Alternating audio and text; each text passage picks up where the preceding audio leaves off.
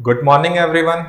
My name is Pawan Kumar Yadav, and I welcome to all of you in KP Physics classes. तो अभी तक हमने basic maths के total 6 lecture देख लिए हैं, जिसमें अभी हमारा वेक्टर्स चल रहा है। वेक्टर्स में भी हमने टोटल 4 पार्ट पढ़ लिए हैं। आज हमारा 5th पार्ट स्टार्ट हो रहा है, जिसमें हम पढ़ेंगे मल्टीप्लिकेशन ऑफ वेक्टर्स।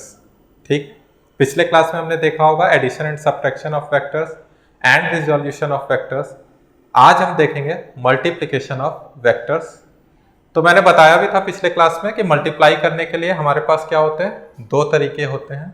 तो उनमें से आज हम एक मेथड पढ़ने वाले हैं, देखते हैं। लिखिए multiplication of vectors. Multiplication of vectors. 2 vector को मल्टीप्लाई करना है तो कैसे करेंगे? तो सबसे पहला है डॉट प्रोडक्ट। क्या है? डॉट प्रोडक्ट, जिसको और क्या नाम देते हैं हम लोग? Scalar product. क्या नाम देते हैं? Scalar product.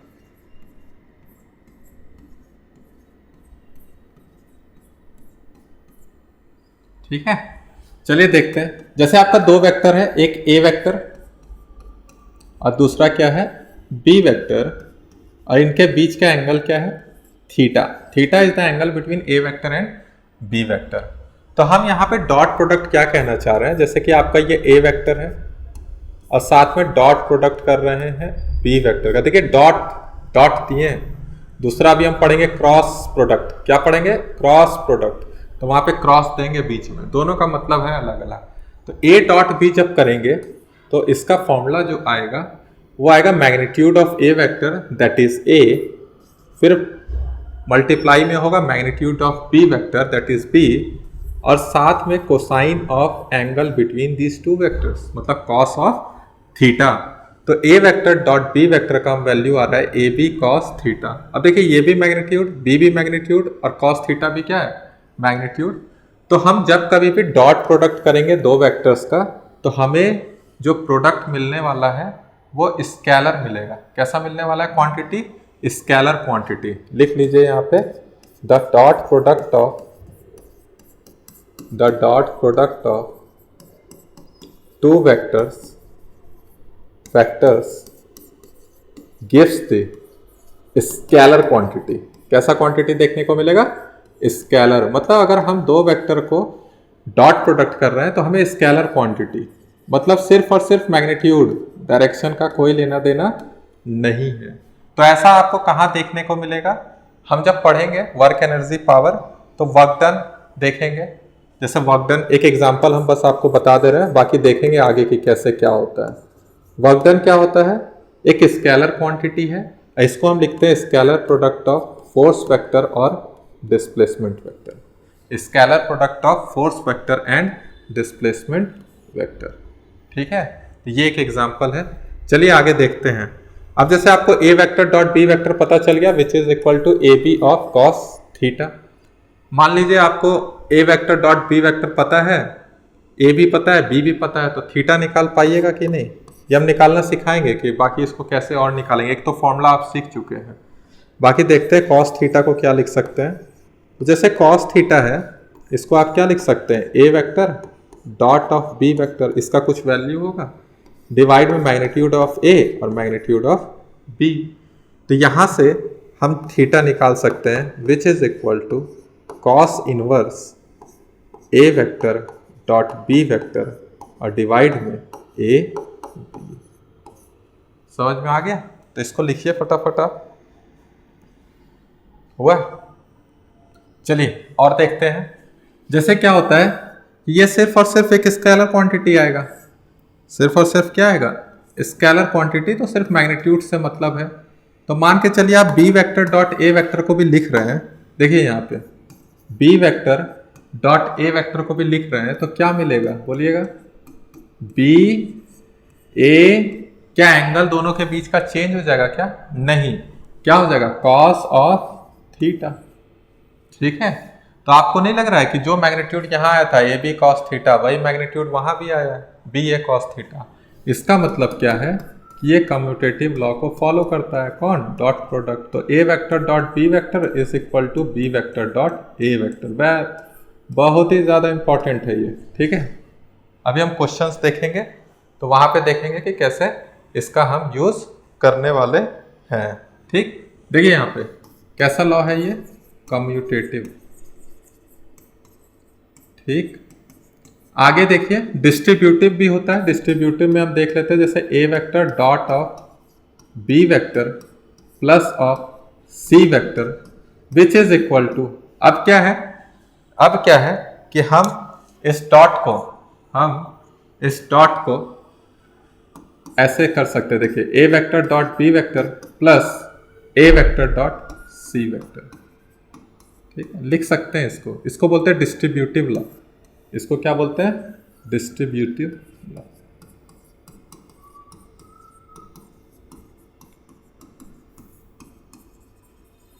ठीक है, लिखिए, इतना लिखिए, बहुत इंपॉर्टेंट है। ए vector dot B vector is equal to b vector dot A vector, ठीक है, कम्यूटेटिव लॉ को फॉलो करता है। हो गया, चलिए देखते हैं अगला।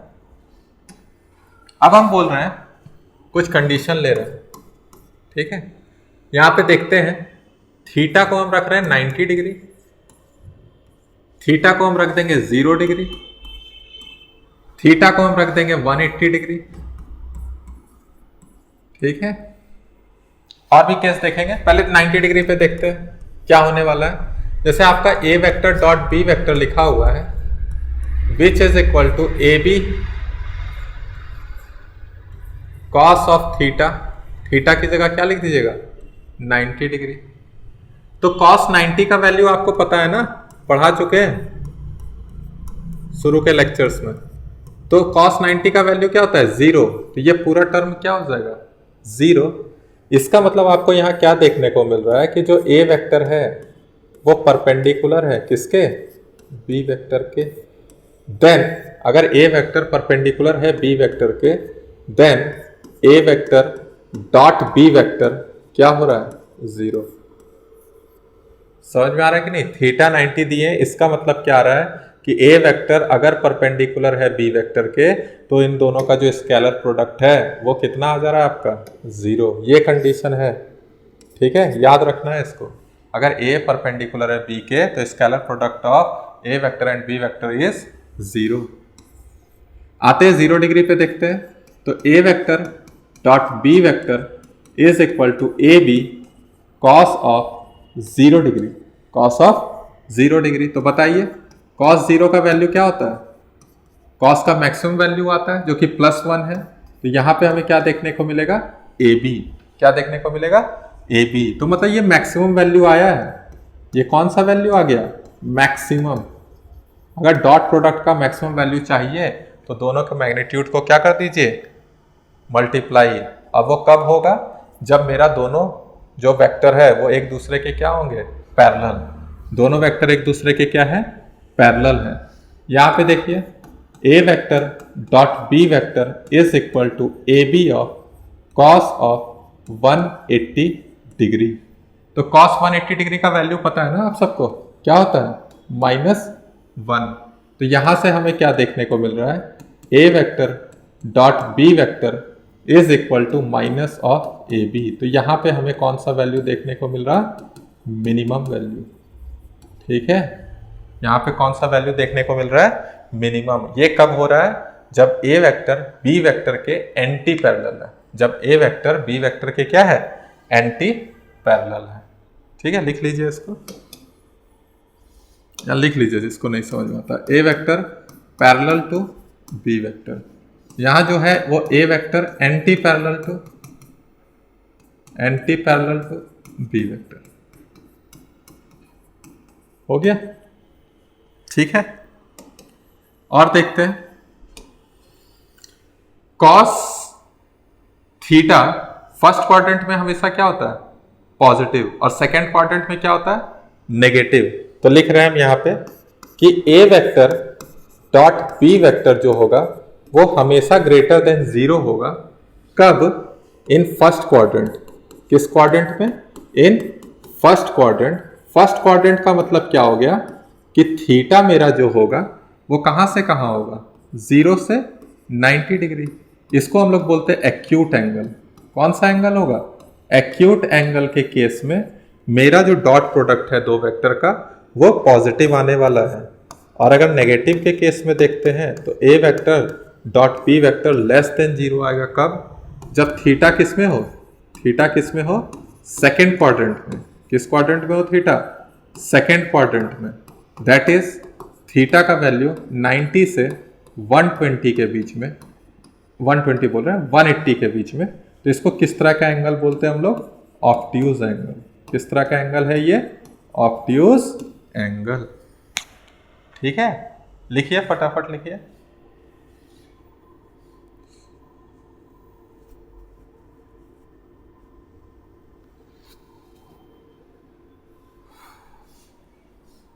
हो गया,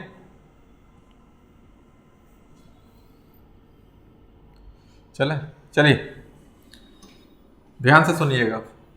हम एक दे रहे हैं a vector dot A vector, a vector dot A vector. क्या समझ रहे हैं कि जो दोनों वेक्टर है वो सेम है। जैसे a vector dot A vector, अगर आपका ये ए वेक्टर है तो एक ए वेक्टर और है जो कि ऐसा ही है, तो दोनों के बीच का एंगल कितना है, कितना एंगल है, 0 डिग्री। समझ में आया कि नहीं, दो सेम वेक्टर हैं तो दोनों के बीच का एंगल क्या आ जाएगा, 0 डिग्री। तो यहां पे कैसे लिखेंगे, ए वेक्टर का मैग्नीट्यूड क्या लिखेंगे आप, ए, क्या लिखेगा ए, और फिर ए वेक्टर का क्या लिखेगा ए, और इन दोनों के बीच का एंगल क्या है, कॉस ऑफ 0 डिग्री। इसका मतलब यहाँ ए स्क्वायर आ जाएगा। कॉस 0 का वैल्यू क्या होता है, 1।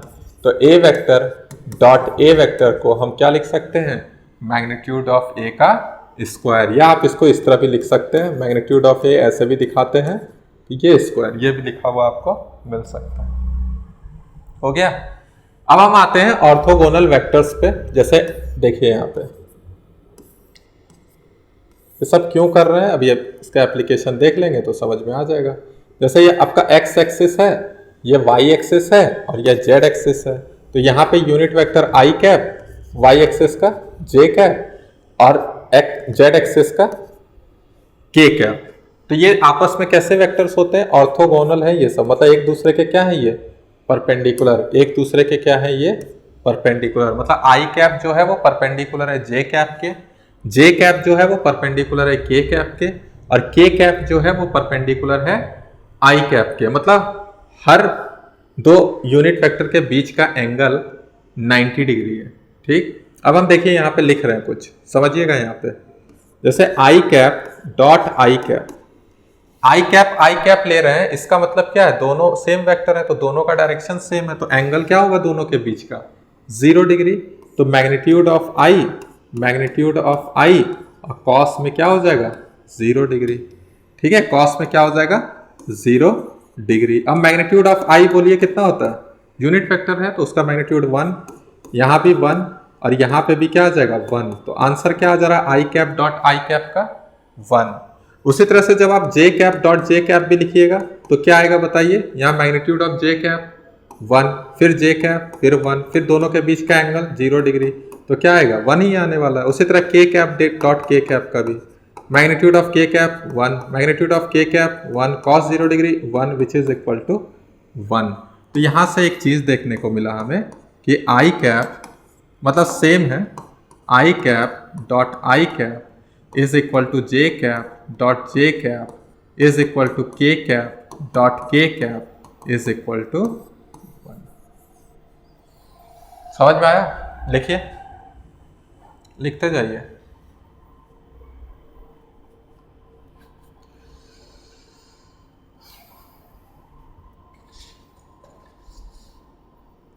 ठीक है,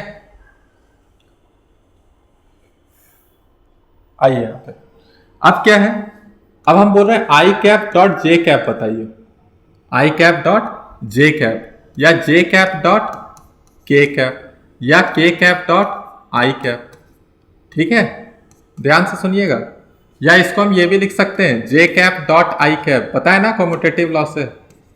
फिर इसको क्या लिख सकते हैं, के कैप डॉट जे कैप, और इसको क्या लिख सकते हैं, आई कैप डॉट के कैप, कोई फर्क पड़ने वाला नहीं है और सबका आंसर सेम आएगा। देखिए यहाँ पे magnitude of i, magnitude of j, और बीच में एंगल कितना है 90 डिग्री। कितना एंगल है कॉस 90 डिग्री, आई और जे के बीच का एंगल 90 डिग्री, और कॉस 90 का वैल्यू क्या होता है 0, तो आंसर क्या आ जाएगा 0। उसी तरह यहां भी क्या आ जाएगा 0, यहां भी क्या आ जाएगा 0। तो क्या देखने को मिला कि I cap dot J cap, J cap dot के कैप और K cap dot I cap which is equal to 0। समझ में आया? आया समझ में? लिखिए पहले इसको, लिखिए फटाफट लिखिए। लिखिए, हो गया? चलिए अब हम देखते हैं, इसको निकाले हैं, मतलब जो अभी पिछले ये जो वैल्यू निकाले हैं ये इसका यूज करते हैं। ठीक है, देखते हैं। देखिए यहाँ पे जैसे आप मान लीजिए कि आपका कुछ ए वेक्टर दिया हुआ है। ए वेक्टर कैसे है, तो a1 आई कैप प्लस a2 जे कैप प्लस a3 के कैप। समझ गए ना? एक्स एक्सिस में a1 मैग्नीट्यूड, वाई एक्सिस में a2, जेड एक्सिस में a3, तो वो एक वेक्टर दे दे रहा है ए वेक्टर। उसी तरह से बी वेक्टर को देखिए, b1 आई कैप प्लस b2 जे कैप प्लस b3 के कैप। अब इसका हमको डॉट प्रोडक्ट करना है। किसको करना है? ए वेक्टर डॉट बी वेक्टर को। क्या करना है? Dot product. तो हम लिखेंगे एक एक करके, a1 of I cap plus a2 of j cap plus a3 of K cap. Dot product किसके साथ? b के साथ, तो b1 of I cap, b2 of j cap plus b3 of K cap. ठीक, अब यहां पे देखिए क्या होगा।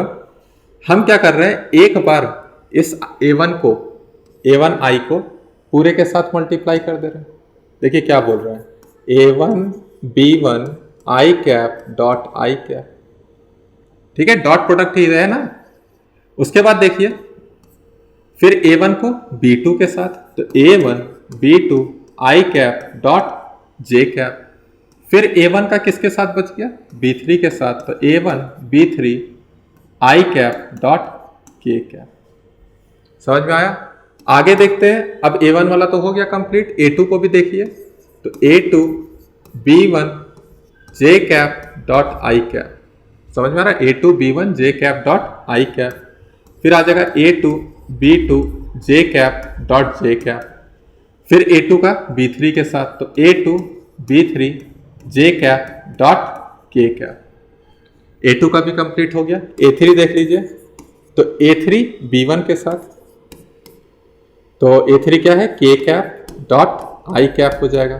फिर a3 आ जाएगा b2 के साथ, तो क्या आएगा देखिए अब आप लोग, के कैप डॉट जे कैप। और फिर क्या आएगा a3 b3 के साथ के कैप डॉट के कैप।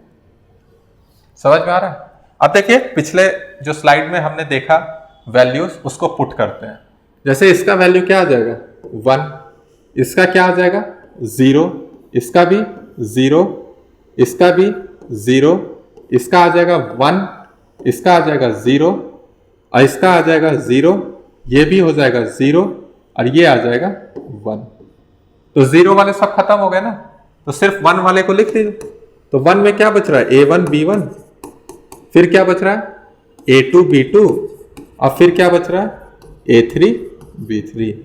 तो a vector dot b vector, देख रहे हैं ना, सिर्फ मैग्नीट्यूड निकल के आ गया। वो भी क्या है कि आई कैप वाले कंपोनेंट को आई कैप वाले कंपोनेंट के साथ ही मल्टीप्लाई किया है, जे कैप वाले को जे कैप के साथ किए। देखिए a1 b1, a2 b2, और के कैप वाले को के कैप वाले के साथ a3 b3, और बीच में क्या लगा हुआ है? प्लस का साइन। तो ये है निकालने का तरीका। समझ में आ गया? क्लियर हुआ? बताइए जल्दी से, हो गया ना? ठीक है, अब देखते हैं एक क्वेश्चन सिंपल सा ले लेते हैं, एक एग्जांपल ले लेते हैं ताकि आपको समझ में आए। मान लीजिए आपने ए वेक्टर लिया 2 आई कैप प्लस 4 के कैप, ठीक है, और बी वेक्टर आपने ले लिया 3 i cap minus of j cap. तो क्या आंसर होगा इसका? ठीक है, क्या आंसर होगा?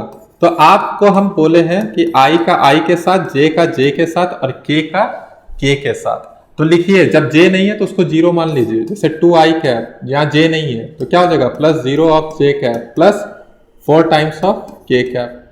फिर डॉट लगाइए, यहाँ क्या है? 3i cap. देखिए यहाँ जे है तो माइनस जे कैप, लेकिन के नहीं है तो क्या लिखिएगा? 0 ऑफ के कैप। देखिए आई के साथ तो 2 3 जा कितना हो जाएगा? 6। ये 0 हो जाएगा, यहाँ 0 है तो 0 हो जाएगा, यहाँ 4 है वहां 0 है तो 0 हो जाएगा। तो सीधे आंसर आपका क्या आ गया? 6। तो ए वेक्टर डॉट बी वेक्टर का मैग्नीट्यूड ही है कितना है? 6।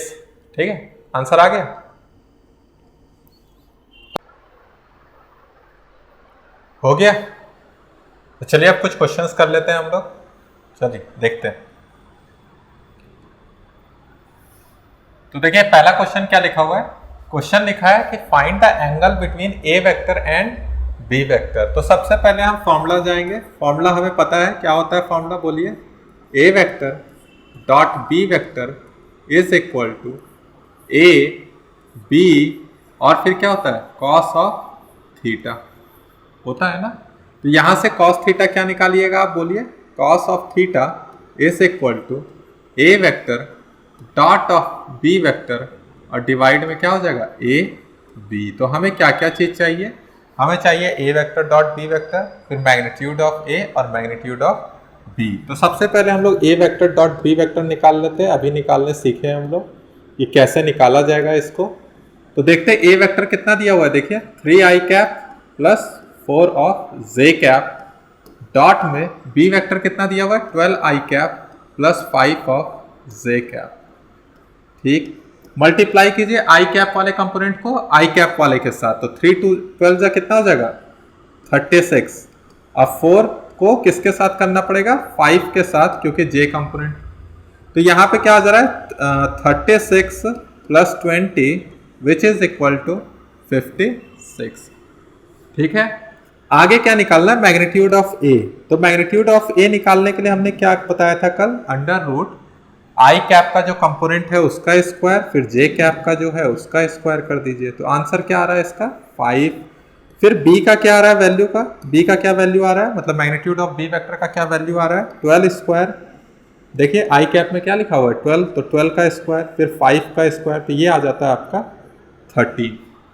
अब हमको क्या करना है? बस वैल्यू पुट करना, आंसर आ जाएगा। तो कॉस थीटा ए वेक्टर डॉट बी वेक्टर का वैल्यू हमने 56 निकाला और ए का वैल्यू है 5 और बी का वैल्यू है 13। तो कॉस थीटा बराबर कितना आ जा रहा है? 56 बाई कॉस थीटा का वैल्यू कितना आ जा रहा है? 56 बाई 65। ठीक है, तो इसको हम ऐसे लिख सकते हैं कि थीटा जो है वो कॉस इनवर्स है किसके? 56 बाई 65। लिख लिए? ठीक है, कर लीजिए। नेक्स्ट क्वेश्चन देखते हैं।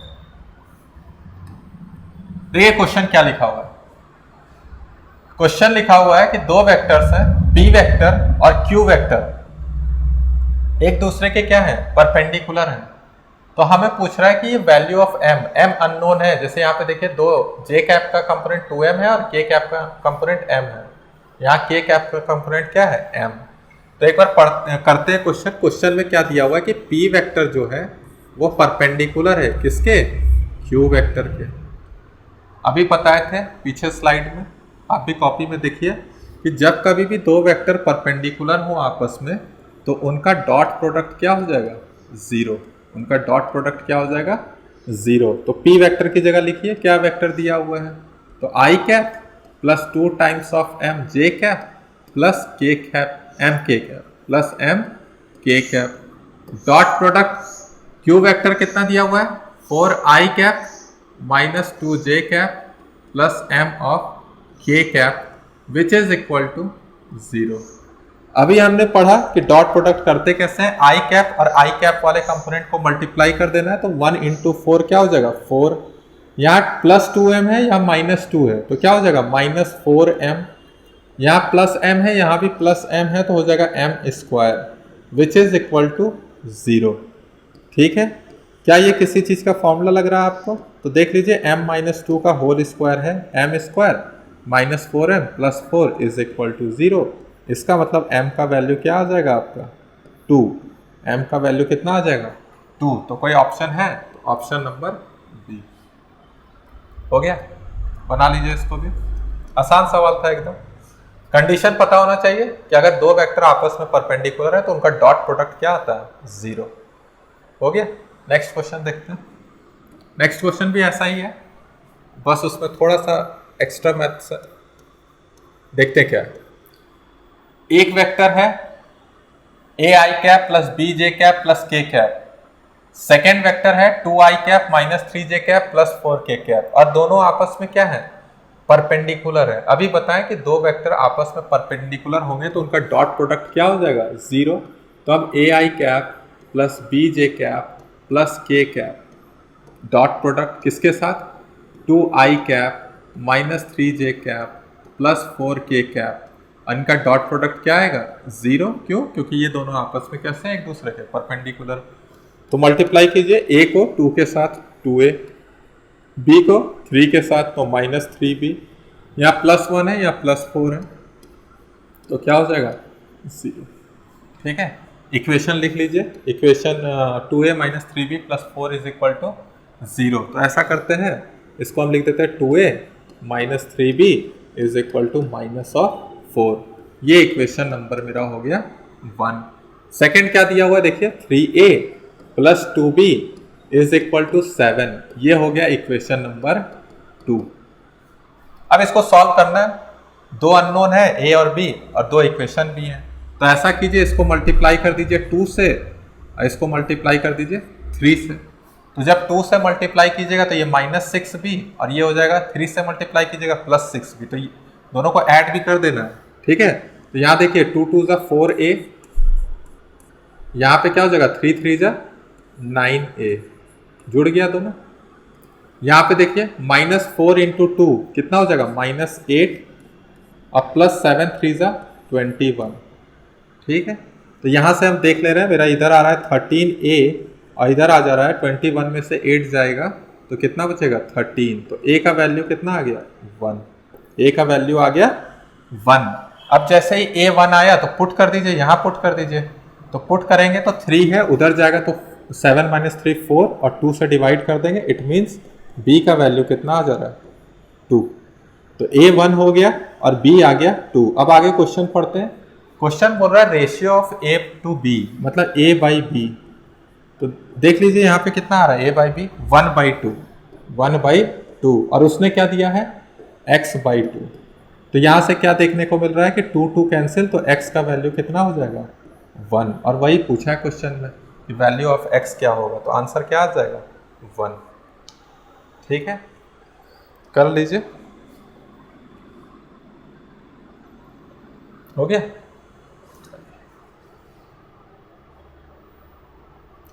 आइए एक और इसमें हम लोग टॉपिक देख लेते हैं, क्या है प्रोजेक्शन ऑफ फिर इस पे भी क्वेश्चन करेंगे। Projection of A vector on B vector, projection of A vector on B vector. उसी तरह इसको और एक टर्म बोलते हैं हम लोग component of A vector along b vector, component of a vector along b vector क्या है देखते हैं। जैसे हमारा ये एक b वेक्टर, ठीक है, और ये आपका a vector.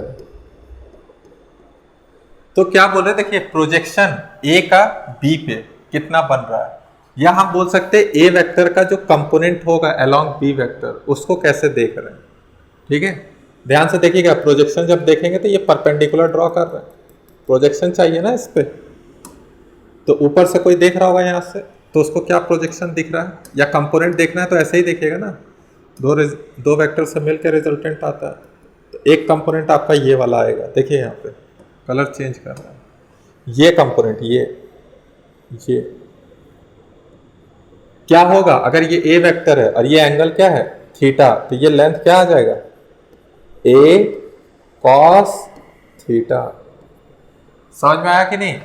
Component of A vector along B vector is A cos theta in magnitude.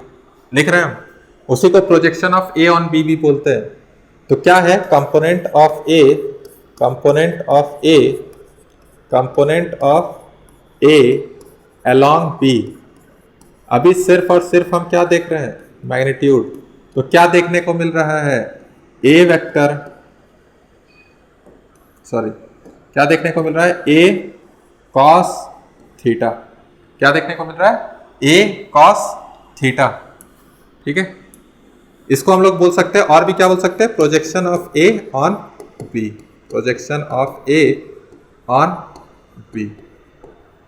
ध्यान से देखिएगा पूरा। अब क्या है, ए कॉस थीटा को हम क्या लिख सकते हैं? ए कॉस थीटा को हम क्या लिख सकते हैं? तो देखिए, आप ये तो जानते हैं ना, क्या जानते हैं कि a vector dot B vector is equal to A b, और क्या जानते हैं? Cos theta. जानते हैं कि नहीं?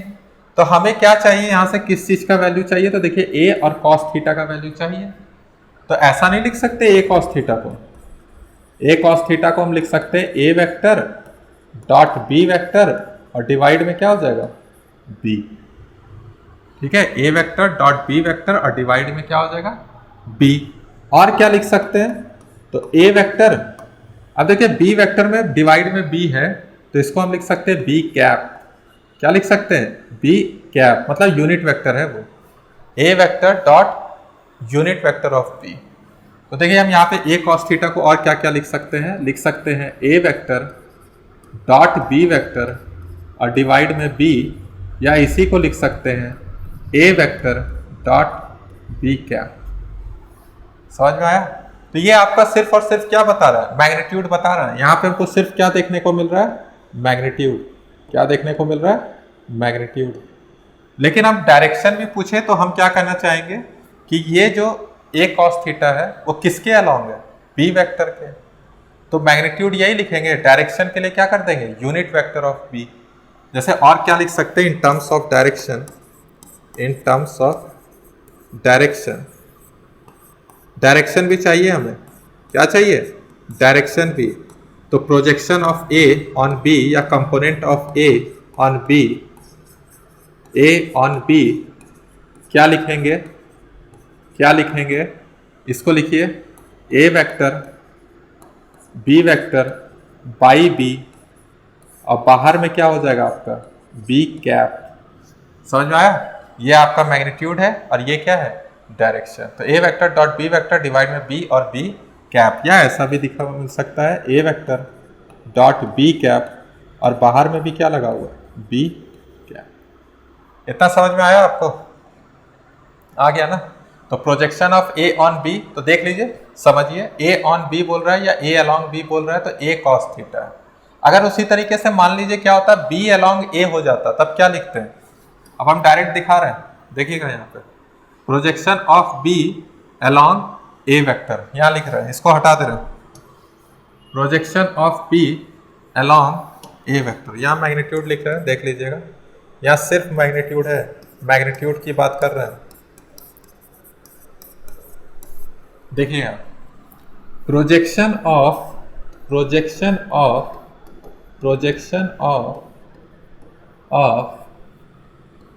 B vector along A vector, direction भी साथ ही साथ बता दे रहे हैं, बस समझिए क्या बोल रहे हैं। प्रोजेक्शन ऑफ बी अलोंग ए बोल रहे हैं, इसका मतलब क्या होगा, बी ए पे कितना प्रोजेक्ट कर रहा है, तो लिखेंगे बी कॉस थीटा। क्या लिखेंगे? B cos theta. जैसे हमने यहाँ पे लिखा ए कॉस थीटा का, उसी तरह बी कॉस थीटा का भी आ रहा होगा। और क्या आ रहा होगा वो यहाँ पे, इस पर बी वेक्टर डॉट ए वेक्टर, या तो ए वेक्टर डॉट बी वेक्टर भी लिख सकते हैं, उससे कोई फर्क पड़ेगा नहीं। और डिवाइड में क्या आएगा इस बार? ए, जैसे यहाँ A vector dot B vector by B था, B vector dot A vector by A आएगा। या इसको हम क्या लिख सकते हैं, बी वेक्टर डॉट ए क्या, तो ये मैग्नीट्यूड के टर्म में है। कौन सा टर्म है ये? मैग्नीट्यूड। ठीक है।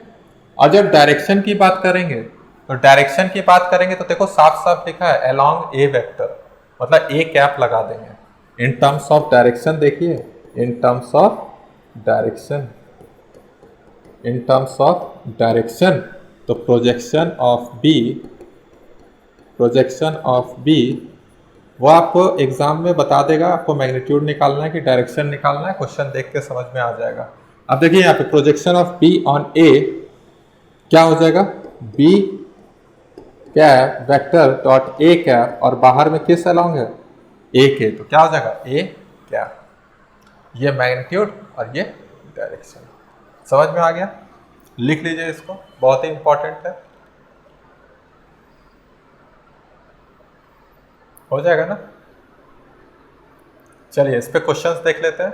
लिख लिए होंगे आपने, क्वेश्चन देखते हैं। क्वेश्चन आइए, सबसे पहला क्वेश्चन लिखा है what will the projection of vector. देखिए ए वेक्टर किस पे बोल रहा है, बी वेक्टर पे, और आपको यहाँ किस टर्म में दिख रहा है, वेक्टर के टर्म में, मतलब मैग्नीट्यूड के साथ साथ क्या है, डायरेक्शन भी है। तो हम वेक्टर के टर्म में देख लेते हैं, यहाँ पे देखते हैं। चलिए क्या लिख रहे हैं, a vector dot B vector, यही होगा, और डिवाइड में क्या हो जाएगा बी, और किस डायरेक्शन में है, बी कैप, किस डायरेक्शन में है, बी कैप में। तो चलिए लिखते हैं a vector dot B vector, पहले निकाल लीजिए क्या होगा ए वेक्टर डॉट बी वेक्टर, क्या क्या जरूरत है पहले वो देख लीजिए। एक तो बी चाहिए, A vector dot B vector, और साथ में क्या चाहिए, बी कैप। तो पहले बी वेक्टर निकाल लीजिए। बी वेक्टर का मैग्नीट्यूड कितना होगा, तो root under 1 square plus 1 square, कितना हो जाएगा, रूट अंडर 2। तो बी कैप क्या हो जाएगा, बी कैप हो जाएगा B vector by magnitude of B, इसका मतलब हो जाएगा I cap plus J cap, और डिवाइड में क्या हो जाएगा, रूट 2। अब यहाँ पे निकाल ले रहे हैं। एक और क्या चीज चाहिए हमें, ए वेक्टर डॉट बी वेक्टर। तो ए वेक्टर कितना दिया है, i cap plus J cap plus k cap, और साथ में क्या दिया हुआ है, बी वेक्टर आई कैप प्लस जे कैप। ठीक है, i cap plus J cap. अब देखिए आई का आई के साथ 1 हो जाएगा, जे का जे के साथ 1, और के का तो है नहीं तो 0। तो आंसर कितना आ रहा है, 2। तो यहाँ वैल्यू सारा पुट कीजिए, वैल्यू पुट कीजिए। तो ए वेक्टर डॉट बी वेक्टर का वैल्यू 2, नीचे बी का वैल्यू रूट 2, और बी कैप का वैल्यू कितना दिया हुआ है, पढ़िए बी कैप का वैल्यू कितना दिया हुआ है, i cap plus J cap, और डिवाइड में क्या आ जाएगा मेरा, रूट 2। तो देखिए रूट टू 2 हो जाएगा, इसके साथ कैंसल, तो बचा क्या, आई कैप प्लस जे कैप। तो आंसर क्या मैच कर रहा है मेरा, बी नंबर।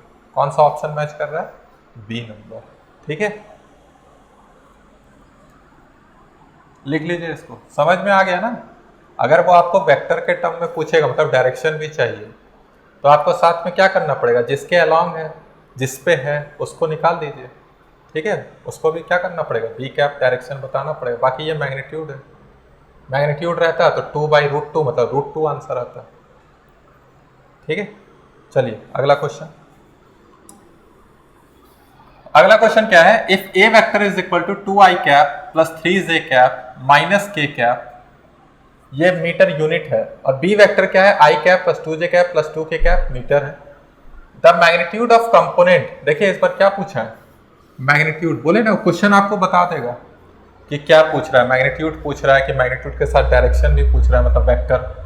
तो magnitude of component of vector A along vector B, तो अलोंग वेक्टर बी मतलब वही चीज लगेगा, A vector dot B vector divide में बी, यही हो जाएगा इस बार, इसी से काम हो जाएगा ना, डायरेक्शन का जरूरत नहीं है।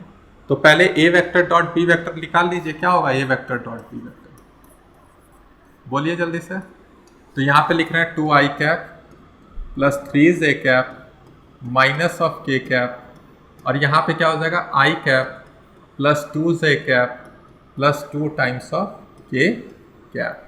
तो मल्टीप्लाई कीजिए, 2 का 1 से 2 हो जाएगा, 3 का 2 से 6 हो जाएगा, और -1 का 2 से -2, तो 2 और 2 क्या हो जाएगा, कैंसल। तो कितना बचा, 6।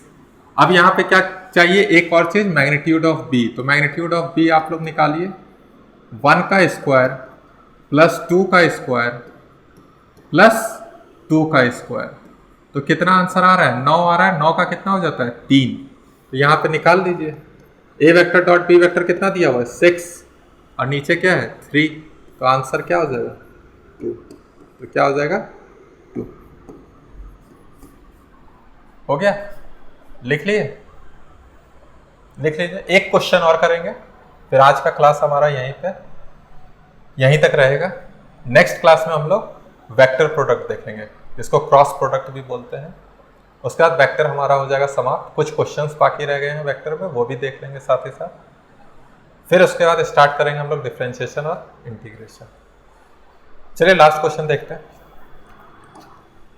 लास्ट क्वेश्चन क्या है देखिएगा, इंपॉर्टेंट है। ये सारे क्वेश्चंस आए हुए क्वेश्चंस है जेईई मेन में। लिखा है let magnitude of a1 is equal to 3, magnitude of a2 is equal to 5 and magnitude of a1 plus a2 is equal to 5। तो वैल्यू पूछ रहा है हमको 2a1 vector plus 3a2 vector dot product of 3a1 vector minus 2 times of a2 vector. तो हम क्या करेंगे, सबसे पहले सीखते हैं कि क्वेश्चन करते कैसे हैं। तो जैसे आपका ये चीज दिया हुआ है, ठीक है, तो इसको लिख लीजिए, क्योंकि इसी को तो हमको सॉल्व करके बताना है कि क्या है क्या नहीं, ठीक है। और इसको हम एक्सपेंड करेंगे पूरा, फिर देखेंगे क्या चीज़ का नीड है, और जिस चीज़ का नीड होगा देखेंगे क्या ऊपर वाला फुलफिल कर पा रहा है जो गिवन है, तो वहाँ से निकाल लेंगे, फिर आंसर आ जाएगा। चलिए इसको क्या कर रहे हैं, एक्सपेंड करते हैं। पहले a1 को a1 के साथ, ठीक है, a1 को a1 के साथ।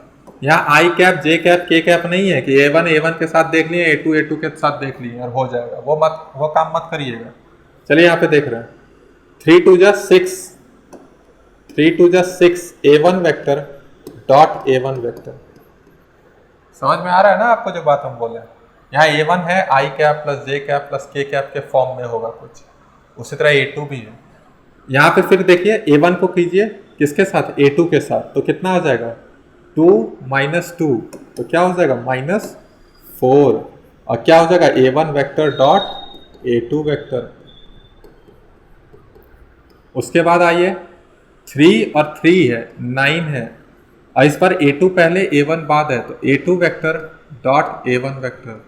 देखिए यहाँ पहले किसी को भी आप लिख दीजिएगा तो आपके आंसर पे कोई फर्क नहीं पड़ने वाला, लेकिन यही चीज़ जब हम डॉट प्रोडक्ट में देखेंगे तो जो फर्स्ट आएगा पहले उसको लिखना है, जो बाद में आएगा उसको सेकंड में, क्योंकि वहाँ वो एक वेक्टर क्वांटिटी होता है तो डायरेक्शन चेंज हो जाता है, इसीलिए ध्यान से यहीं पे सही से लिखिए 9 times of a2 vector dot a1 vector. उसके बाद क्या है +3 -2 दैट इज -6 और a2 vector dot a2 vector, ठीक है।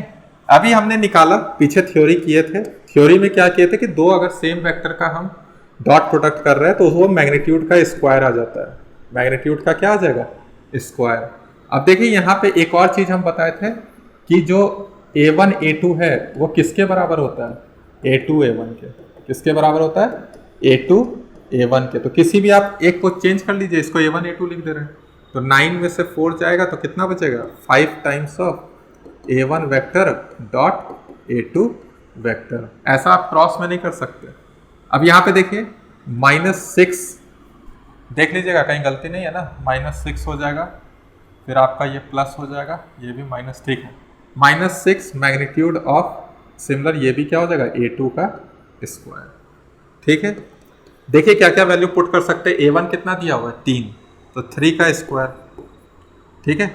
यहाँ 5 times of a1 vector dot a2 vector, यहाँ वैल्यू नहीं पुट कर पा रहे क्योंकि ऊपर में कुछ दिया नहीं है। यहाँ पे देखिए 6 a2 वेक्टर मैग्नीट्यूड का स्क्वायर कितना है 5 का स्क्वायर। तो देखिए आपको ये भी पता चल गया, ये भी, लेकिन अभी आपको a1 vector dot a2 vector के बारे में पता नहीं है, तो उसको अब हम निकालेंगे किसकी मदद से। देखिए यहाँ पे एक वैल्यू दिया हुआ है, उसकी मदद से निकालेंगे, देखते हैं कैसे निकालते हैं, ठीक है। इसका यूज़ किए हम लोग, आ जाइए यहाँ पे।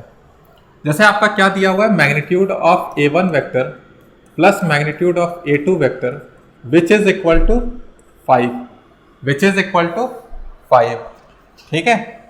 तो अब क्या करेंगे, दोनों तरफ हम स्क्वायर करेंगे, दोनों तरफ क्या करेंगे, squaring on both sides, squaring on both sides कीजिए स्क्वायर। जैसे ही स्क्वायर कीजिएगा तो आपको क्या समझ में आ रहा है, देखिए यहाँ पे a1 vector plus a2 vector का क्या कीजिएगा, square, which is equal to 5 का स्क्वायर कितना हो जाएगा, 25। अभी देखिए जैसे मैग्नीट्यूड ऑफ ए स्क्वायर को हम क्या लिख रहे थे, a1 vector dot a2 vector, उसी तरह से यहाँ पे भी इसको 2 बार लिखें ऐसे, a1 vector plus a2 vector, फिर डॉट में a1 vector plus a2 vector होगा, और इधर हमारा क्या है 25। ये समझ में आ रहा है ना कि दो वेक्टर का हम डॉट प्रोडक्ट कर रहे हैं, दो सेम वेक्टर का, तो उसको मैग्नीट्यूड का स्क्वायर। यहाँ पे भी वैसा ही कीजिए, a1 का a1 के साथ तो a1 वेक्टर का मैग्नीट्यूड का स्क्वायर, फिर a1 a2 के साथ, फिर क्या हो जाएगा a2 का a1 के साथ, और लास्ट में a2 मैग्नीट्यूड ऑफ a2 का स्क्वायर डायरेक्ट लिख रहे हैं। यहाँ 25 है। अब देखिए यहाँ पे अभी हम बताएं कि ये दोनों बराबर होते हैं तो उसको बराबर लिख रहे हैं, अब यहाँ वैल्यू पुट कर दे रहे हैं। a1 का कितना है तो 3 का स्क्वायर 9 हो जाएगा, यहाँ 2 times of a1 vector dot a2 vector हो जाएगा, और यहाँ पे कितना है 5 का स्क्वायर कितना होता है 25, और यहाँ पे भी क्या है 25, तो 25 और 25 क्या हो जाएगा कैंसल। इसका मतलब 9 plus 2 times of a1 vector dot a2 vector जो कि 0 के बराबर है, तो यहाँ से हम a1 vector dot a2 vector का जो वैल्यू निकालेंगे ये उधर जाएगा तो -9, और ये 2 डिवाइड में आ जाएगा तो हो जाएगा -9/2। अब यहाँ पे वैल्यू पुट कर दीजिए, आंसर आ जाएगा। तो इसको सॉल्व भी कर लीजिए, 3 3 9 हो जाएगा, 9 6 का कितना हो जाएगा 54। यहाँ पे देखिए 5 मल्टीप्लाई में क्या है -9/2, ठीक है, और यहाँ पे क्या है 5 5 जो 25, 150 है ये, ठीक है। सॉल्व करके देखिए ये 150 है, इसमें से 54 चला जाएगा तो बचेगा -96, और यहाँ पे आपका कितना है 22.5, ठीक है, तो उसमें हम 2.5 जोड़ दे तो 98.5 है, और उसमें फिर 20 जोड़ दे तो 118.5 है, तो ऑप्शन कौन सा आ रहा है माइनस में 118.5, तो मेरा ऑप्शन कौन सा मैच कर रहा है, सी ऑप्शन, ठीक है, सी ऑप्शन हमारा मैच कर रहा है। तो समझ में आ गया, कॉन्सेप्ट समझ में आया ना। देखें कॉम्यूटेटिव लॉ का हमारा यहाँ पे यूज हुआ है, तो कर लीजिए क्वेश्चंस का, ठीक है। तो हमारा डॉट प्रोडक्ट यहीं तक था, बाकी और क्वेश्चन जब क्वेश्चन करेंगे तो देखेंगे, अगर कोई क्वेश्चन आते हैं वैसे तो किए जाएंगे। कल हम करेंगे क्रॉस प्रोडक्ट, ठीक है, तो फिर मिलते हैं कल।